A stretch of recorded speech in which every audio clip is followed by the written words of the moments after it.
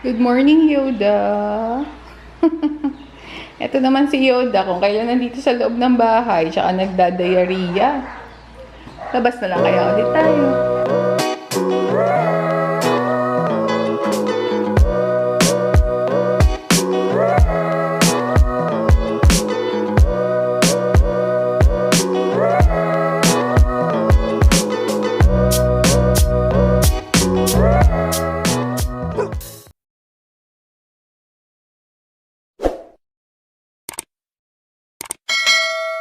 Hi guys! Welcome back to the vlog. Today we're going to talk about dog diarrhea.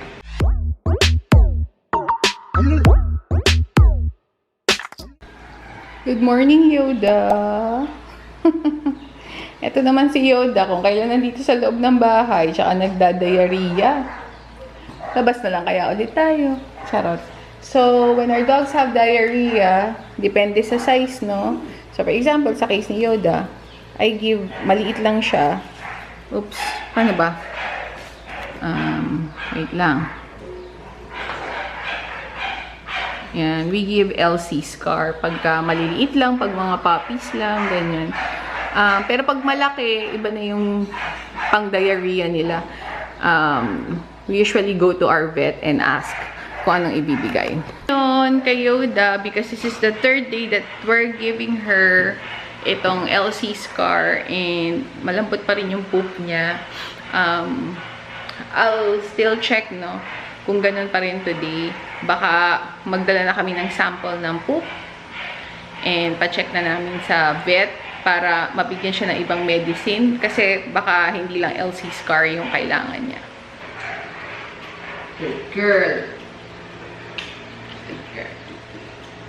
Hopefully this works. Pag mamaya pagkabigay sa kanya ng food, pangit pa rin yung food niya, I'll get a sample na dadalhin na namin sa vet yung sample para mapates. Ay, ehem! Ay, ehem! Uminom ka na doon, baby! Uminom ka na.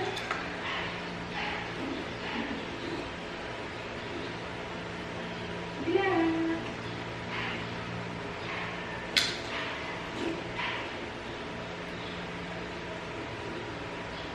Ay, go down. Good girl? Sabi ko, go down eh.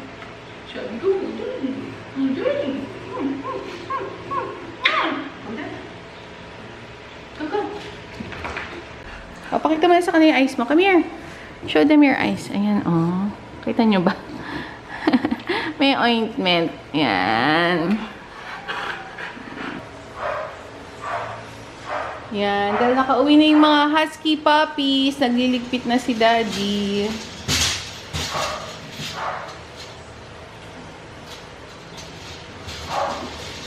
Yung palang ano, no? Ilalim. Pwede isabay kay back. Ah, okay.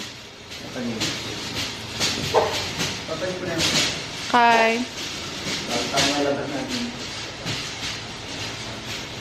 Sino yung kumakahol dito? Makulit na maliit na babae. Madam, halika na dito. Outside na. Yoda, diyan ka pa magkakalat. Halika na. Ha?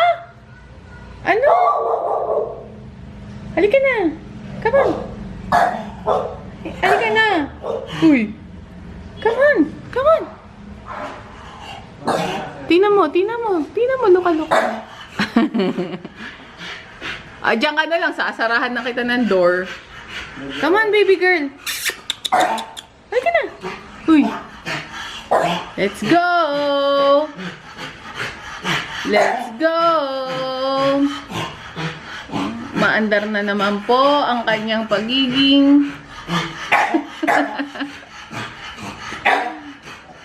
Halika na. Sino ba kinakahulan mo dyan? Oo. Ay, nakakatakot. Oy, katakot naman tong babing to.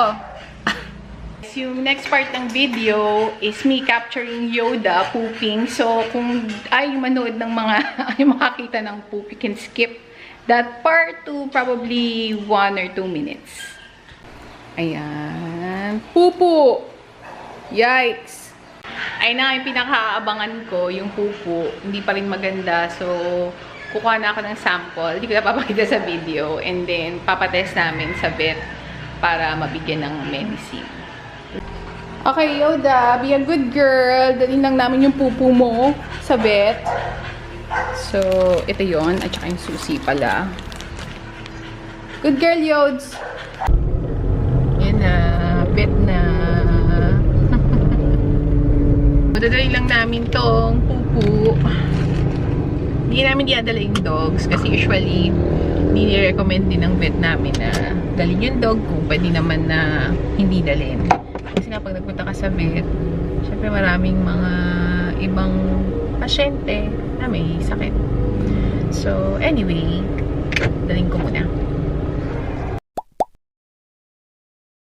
Guys, tapos na kami magpa-check ng poop sa vet at ang nakita ay bacteria. So, inom siya ng metronidazole at saka ano ba yung pinapainom? Cotrimoxazole. Galing talaga ni Vet Blood. Actually, alam niya na. Kanina pa. Kahapon niya pa sinasabi, Cotri yan, painumin mo na ng Cotri. Eh, wala naman kami nun. Dahil, di ba nakakabili nun? Pag walang reseta. So, kailangan talaga pumunta kay Doc. Eh, since pupunta naman na talaga kami kay Doc, dalhin na rin namin yung poop para sure. So, tama naman, Cotri, tsaka metronidazole because of the bacteria. Pero may nakita din na sabi ni Doc may worm, so i-deworm na siya. Nag-deworm kami kay Yoda dahil nga ang pangit na nung pupo niya nung December 5. Pero hindi maganda yung brand na nagamit namin. Medyo meron pa din eh. So, yung ginamit namin nun ay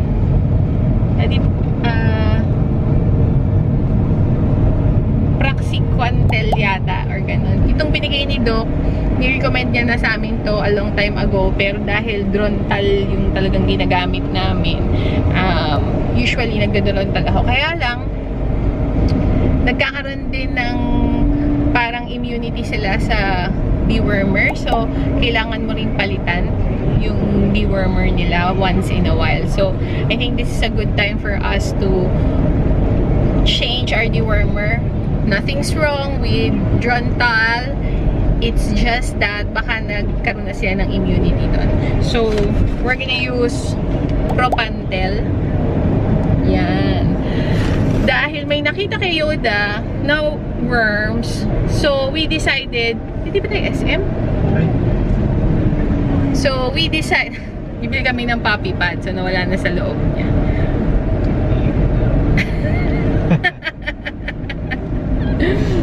Ikot daw kami. Anyway, nasa na nga ba ako? Dahil may nakitang worms kay Yoda, we decided lahat na ng dogs i-deworm. So, bumili kami ng Propantel for all our dogs. So, per tablet, that's 1 tablet per kilogram ng dog. Pero, kung ang dog mo, kamukha namin, ranges about 25 to 30 kilos, de 3 tablets yun. Ang isang tablet ng Propantel ay 150 pesos. So, yun. So, madaming ganun talaga. Medyo mahal, pero kaysa naman hindi gumaling yung dogs, diba? And this is also, yun nga, papatest pa ba natin isa-isa lahat ng poop? E di, mag-deworm na silang lahat. So, di-deworm na silang lahat. Mag-dog mat tayo. Doggy mat. So, kung 150 pesos ang isang tablet ng Propantel at 3 tablets ang ibibigay namin sa mga dogs namin who ranges 25 to 30 kilograms. At meron kaming 13 dogs na bibigyan nun. So, 13 times 3? Tama ba? 13 times 3? 39 tablets. Meron pa kaming 3 dogs na ang ibibigay ko naman ay NexGard. Yun yung meron pa kasi akong stock sa bahay, so tinanong ko yung vet namin kung Doc pwede bang yun muna yung bigay ko para makabawas, kasi kung hindi ko gagamitin yun, I'll end up buying 39 plus 9 which is 48 times times 150. So, madami yun. Madami yun. So, mga 7.5, kulang na 7.5 for 50 tablets. Ito, 40 tablets yung binili ko. So, meron akong spare na isa lang. So, at 40 tablets times 150, 6,000 siya. Dito tayo SM Clark. Punta muna tayo sa favorite kong store, Pet Express. Yan. Bibili ako ng puppy pad kasi hindi nga ako masihan dun sa generic puppy pad. Basa yung puppies lagi. So, we'll do a quick stop just to get puppy pads. Ayan guys, nakabili na kami. Ito yung favorite kong puppy pad sa Pet Express. Mahal to ng siguro mga double the price, ganun, dun sa generic na puppy pads na nabibili sa Shopee. 50 pieces na medium, 549. Pero ito talaga, pagka nawiwian ng dog, hindi nababasa yung dogs namin. Yung sa generic kasi, basa pa din. So, yan.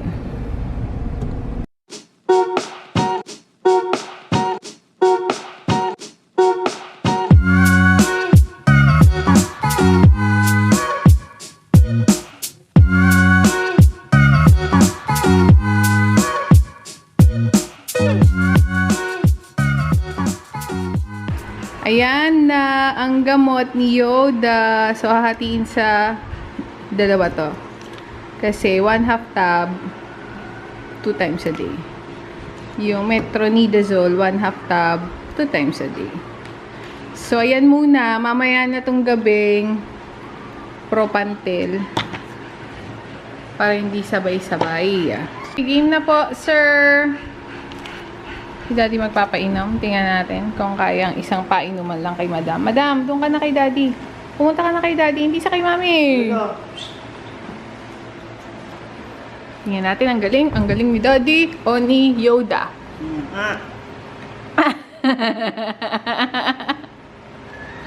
Galingan mo, Yods. Good girl naman.